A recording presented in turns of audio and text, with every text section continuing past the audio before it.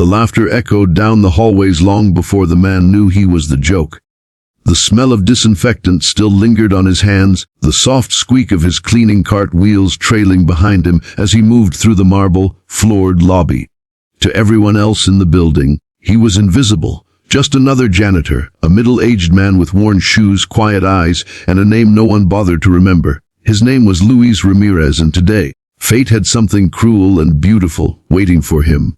If you believe in kindness, in second chances, and in the power of compassion to change a life, please take a moment to like, comment, share, and subscribe to Kindness Journal.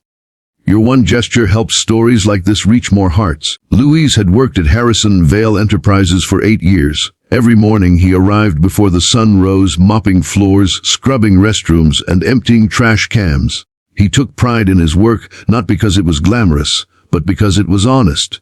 Once he had been an engineer back in Mexico, but after his wife's illness and mounting medical bills forced him to move for work, the only job he could find in the U.S. was as a janitor. His coworkers barely noticed him.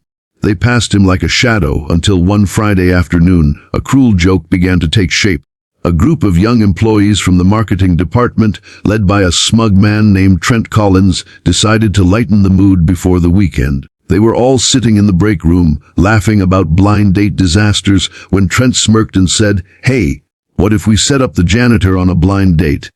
You know, give him a little fun." The group burst into laughter. They knew Luis was quiet, polite, and rarely spoke unless spoken to. He seemed lonely, always eating lunch by himself in the storage room.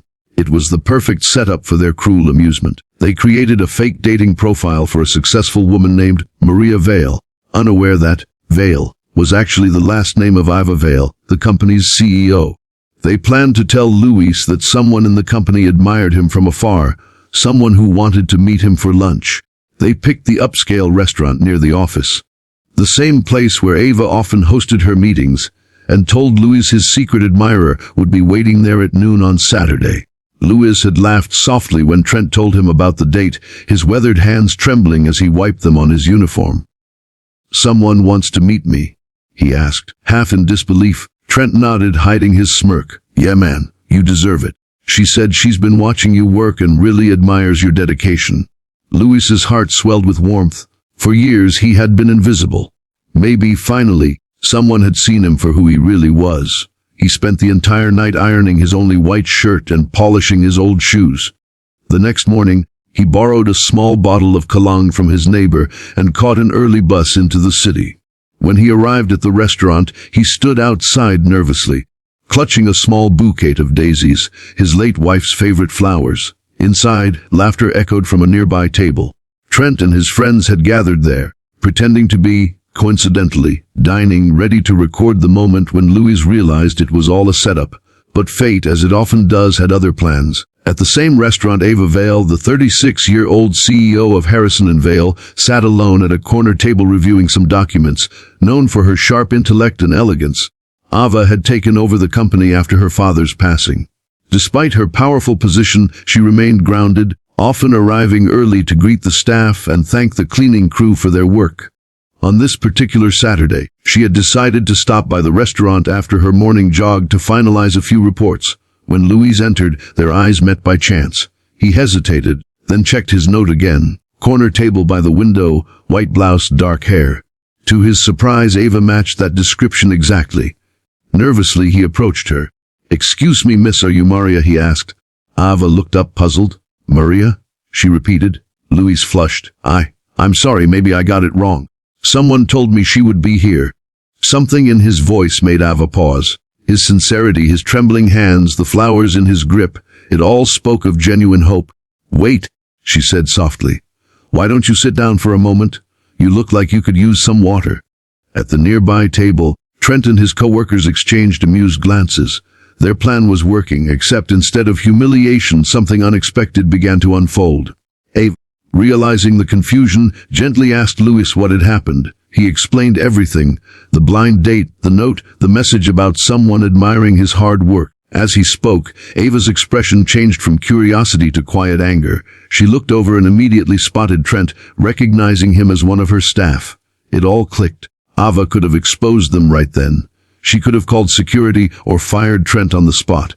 But instead, she looked back at Louis, his face etched with both embarrassment and fragile hope, and decided to do something none of them expected. She smiled warmly and said, "Well, Mr. Ramirez, it looks like fate decided we should share lunch anyway. I'd be honored if you joined me." Luis's eyes widened. "Oh no, Mom, I can't. You're a person," she interrupted gently. "And I'd like to know yours." The group watching from across the room froze. They had been expecting a meltdown, not compassion. But Ava's calm voice and gentle tone silenced even their laughter. During that lunch, the world outside seemed to fade. Louis told her about his life, how he once dreamed of designing machines, how his wife had passed away after a long illness, how he sent most of his paycheck to his daughter studying back home. Ava listened intently, her eyes glistening. She saw not a janitor, but a man of quiet dignity who had sacrificed everything for love and family. By the time lunch ended, Ava stood up and said, "Louis, you've inspired me today. You reminded me what true strength looks like." She handed him her business card. "Come see me in my office Monday morning." When she left, Trent and his friends scrambled out of the restaurant, guilt washing over them. The joke had backfired in a way they couldn't have imagined. On Monday, the entire building buzzed with whispers. Everyone had heard that the CEO herself had been seen dining with the janitor. When Louis entered Ava's office that morning, his heart raced. He stood nervously at the door, hat in hand, afraid he might lose his job for being part of that prank, even unknowingly. But Ava stood and greeted him with a warm smile.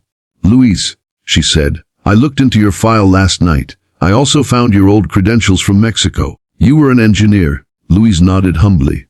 "Yes, ma'am. But my English wasn't good when I came here, and I needed any job I could find." Ava walked closer. "Well, your story deserves more than a mop and a bucket. I'd like you to join our maintenance innovation team.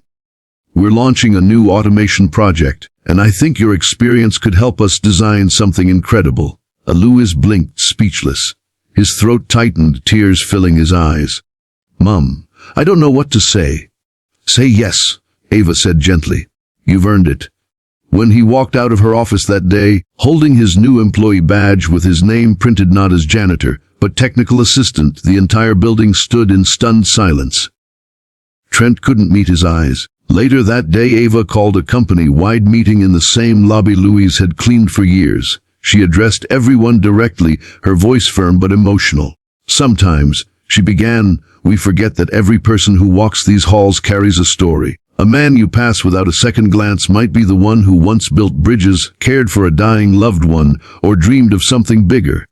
Today, I want to remind all of us, dignity has nothing to do with titles, and kindness costs nothing but changes everything." Her words hung in the air, raw and powerful. Many employees wiped away tears. Even Trent, red-eyed and ashamed, stepped forward to apologize to Louis in front of everyone. "I'm sorry, sir," he said quietly. "I thought it was just a harmless joke. I was wrong." Louis placed a gentle hand on his shoulder. "It's all right," he replied softly. "Sometimes we all forget what it feels like to be invisible. But what matters is that we learn to see again." From that day on, everything changed at Harrison and Vale. Employees began greeting the cleaning staff by name, leaving thank you notes, even helping with small tasks. Louis, now part of the innovation team, helped design an efficient cleaning robot that reduced workload and improved safety, a project that earned the company national recognition. But more than that, he earned the respect of everyone who had once ignored him. Months later, during the company's annual award ceremony, Ava invited Louis to the stage. "This man," she said, her voice trembling slightly, "taught me something more valuable than any business lesson. He reminded me that leadership isn't about power, it's about empathy." The entire hall rose to its feet in a standing ovation as Louis, tears streaming down his face, raised the small award in his trembling hands. That night, he visited his wife's grave and laid a single daisy on the stone.